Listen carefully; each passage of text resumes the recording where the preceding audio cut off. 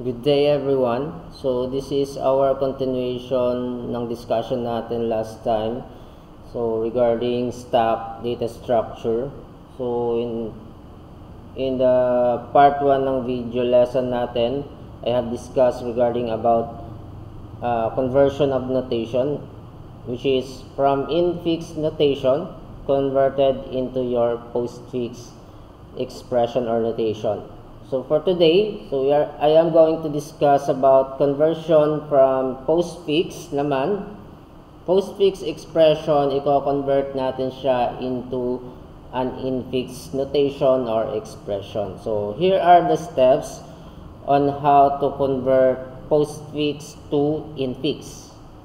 So first, working from left to right. So kung dun sa nauna nating conversion, left to right. So dito rin, postfix to infix, left to right yung scanning natin. So we have scan each character of the postfix expression and take one of the following two action. So ito. So better remember these steps. So if the character is an operand, push it to the stack. So kapag operand yung na-encounter natin, automatically yung gagawin natin, ipupush natin siya doon sa stack natin. So if the character is an operator, so yun naman, so yung gagawin natin, pop the top value from the stack for its right operand. So sa right operand, so yun yung top down ng value natin, eto. So yung top value i-pop natin sa right operand. So pop the next top value. Yung next top value naman sa left operand. And finally, insert the operator between operands. So place the infix string within the set of parentheses and then push the infix string back to the stack. And then repeat above scanning and subsequent actions until all postfix characters have been handled. So if the postfix expression was valid, you should be left with a single element in the stack, which is the infix equivalent of the postfix expression. So here we have an example, postfix to infix conversion example. So yung example na expression natin na postfix, so we have 562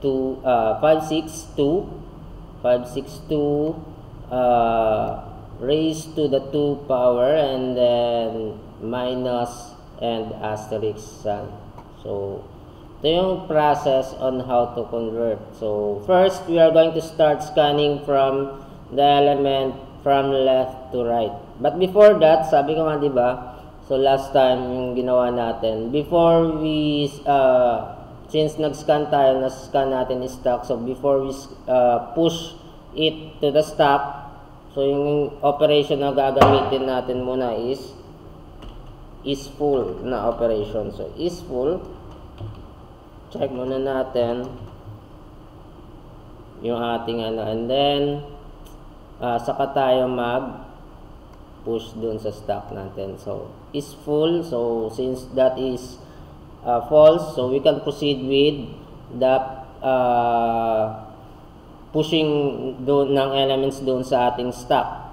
So first we have encountered 5 scanned natin, so that is an operand. So first character scanned is 5, which is an operand, so push to the stack. So ipupush natin siya doon sa stack natin. So we are going to have push 5. So yun yung gagawin natin. So push 5. So nandito na siya sa stack. So second, so same, ano pa rin siya, operand. So we are going to push it doon sa ating stack. So push element 6. So yun siya. And then next scan natin, which is number 2. So same, that is an operand. So we are going to push it doon sa ating stack. And then, next, so we have scanned yung exponentation na character or operator. So ito. So the next character scanned is the exponentation operation, which is an operator. So pop its to operand from. So yun na. So pop its operand from the stack. So pop 2. So ipapop natin si 2 from the stack, and then mapupunta siya saan? Sa right operand. So nandito siya.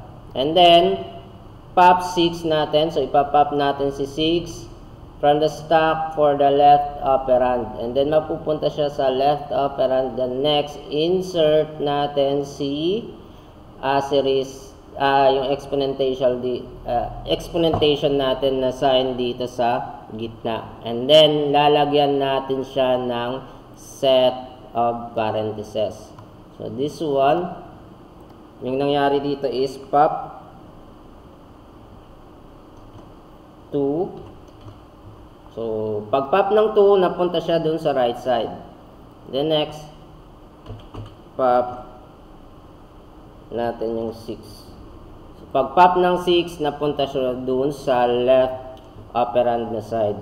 And then yung exponentation natin nilagay natin dito. And then after that operation, next push the string. So push the infix string doon sa ating stack. So dito. So we have next na operation dito is push. So ilalagay natin 6, and then exponentation natin sign and 2 close parenthesis. So yan siya.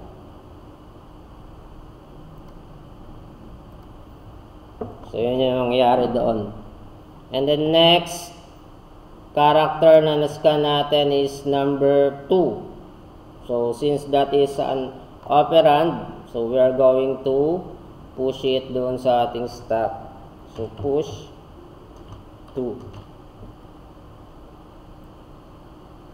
And then next we have negative sign or operator na subtraction. So the next character scan is so yung mangyayari, pupush natin again, ipapop natin yung dalawang elements doon sa top natin ng stack. So we have pop 2, and then pop natin yung 6.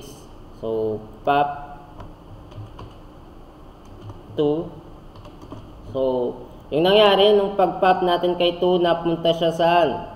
Sa right operand natin. So nandito siya sa right side. Ito siya. And then pop natin yung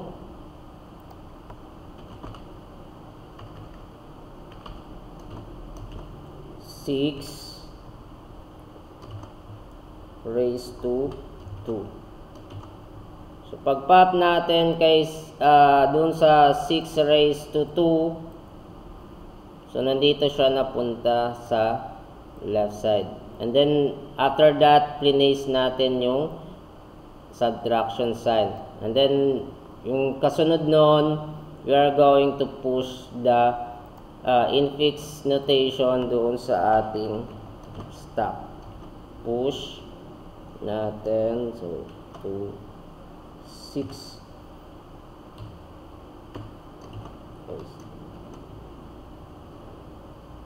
Minus 2, and then close parenthesis.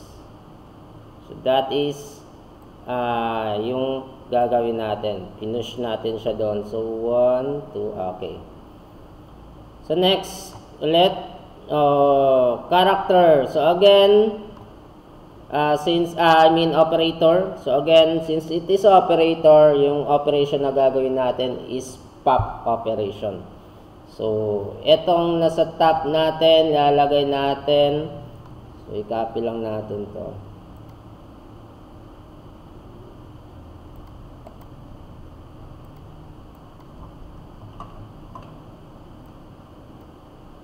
So ito ay ipapop natin ito.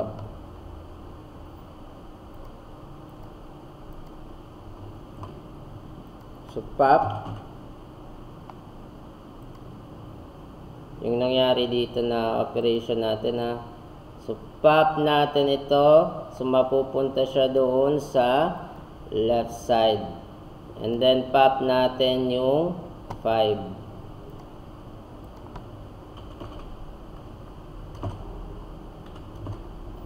And then, mapupunta yung 5 natin doon sa right side. And then, ilalagay natin itong sign na asterisk in between sa kanila. And then, after that, ipupush natin yung elements na ito. So, we have push. So, we have 1. 5 asterisk 1, 2, 6 raised to 2, and then minus 2. So that will be yung answer natin. So pag push natin, so isa na lang yung natira sa ating stack. So, since we are done scanning characters, the remaining element in the stack becomes the result of postfix conversion to postfix notation. So, ito na yung natira na lang doon, that will be the final infix equivalent ng postfix natin. So, here we have an example of conversion from postfix to infix notation. So we have A, B, C, and then plus plus, so addition. So we are going to convert this notation into an infix notation. So first, so before we scan our notation from left to right. So we scan the A. So yung A, so that is an operand. So since it is an operand, we are going to push it in our stack. So but before pushing to our stack, let's perform first an is full operation to check if the stack is full or not. So is full muna tayo, and then right after that, we are going to push A in our stack. So push A. Ayan siya. And then next, we scan the next character. So that is an operand. So since it is operand, so we are going to push it doon sa ating stack. So push natin yung B natin. So we are going to have,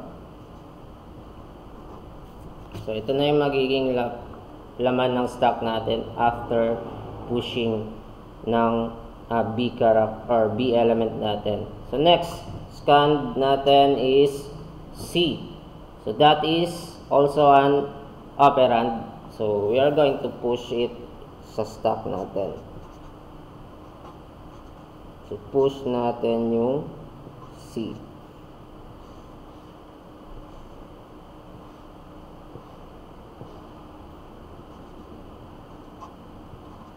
So, yung magiging laman na ng stack natin ay yan. Then, next, scan. So, we have addition sign. So, that is an operator. So, since it is operator, yung mangyayari, mapapop yung dalawang element na nandoon sa ating stack. So, we have first, ipapop natin si C, ipapop natin si B. So, pop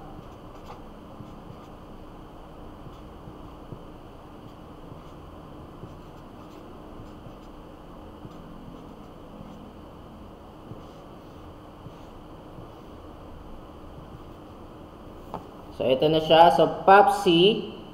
So, pagka-pop ng letter C natin, yung mangyayari daw, ilalagay natin siya dun sa ating infix notation.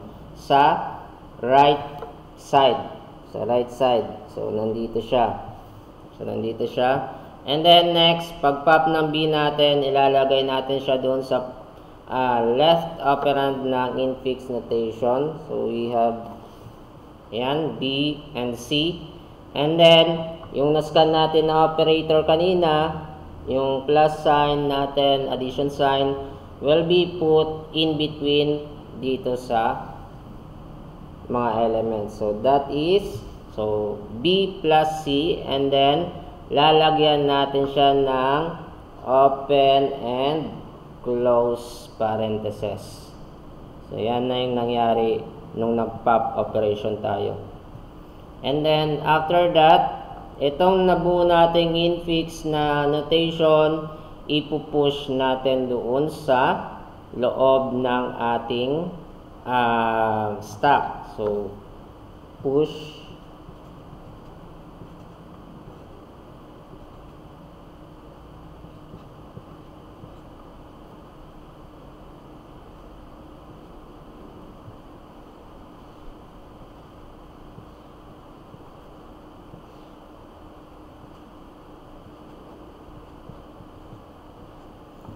So, ayan. So, pinush natin ito. So, nag-create tayo ng push operation. So, push B plus C doon sa stack natin. So, magkakaroon tayo ng open and close parentheses B plus C, and then A doon sa stack natin. And then, next, scan natin. Again, encountered an addition sign. So, that is an operator. So, again, since it is operator, yung nasa loob ng ating stack, magpa-pop tayo ng dalawa. So, we are going to pop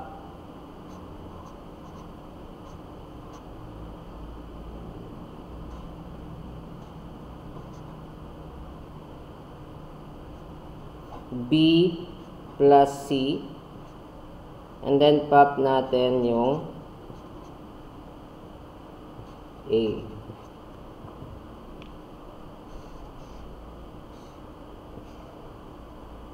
So, ito. So, since operator, so pop natin yung B plus C. Pop natin yung B plus C, and then pop natin yung A. So, saan mapupunta yung B plus C? So, mapupunta siya doon sa left side ng ating So, B plus C. So, nandito siya. So, mapapop siya sa right side ng ating infix notation, and then saan mapupunta yung pinap natin na A? Mapupunta siya doon sa left side ng infix notation natin. And then, yung nascan natin kanina na operator na addition, ilalagay natin siya in between doon sa ating infix notation, and then finally, we are going to enclose it ng parentheses. And then, right after that, etong nabuo nating infix na notation, ipupush natin doon sa loob ng ating stack. So, push natin.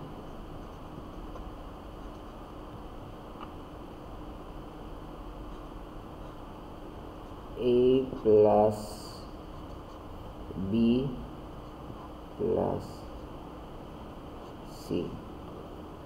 Then, yung magiging laman ng stack natin will be